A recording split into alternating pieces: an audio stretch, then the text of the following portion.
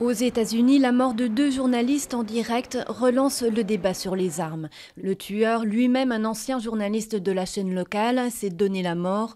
Vester Lee Flanagan a filmé la scène du meurtre avant de la diffuser sur des réseaux sociaux.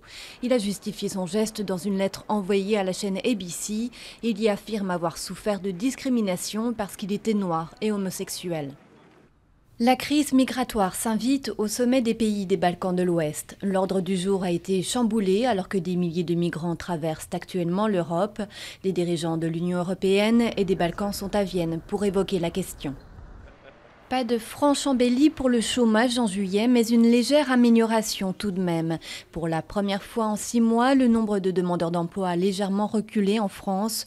Le Premier ministre Manuel Valls a salué un chiffre qui va dans le bon sens, mais le chômage reste à un niveau record à 3,55 millions de sans-emploi. Du rififi chez Europe Écologie Les Verts. François de Rugy, le coprésident des députés écologistes, annonce son départ. Le député dénonce une dérive gauchiste. Il estime qu'il n'est plus possible d'avoir des débats de fond au sein du parti. Lisbeth Salander reprend du service. La célèbre héroïne de Millennium fait sa réapparition dans le 4e tome de la série de livres policiers.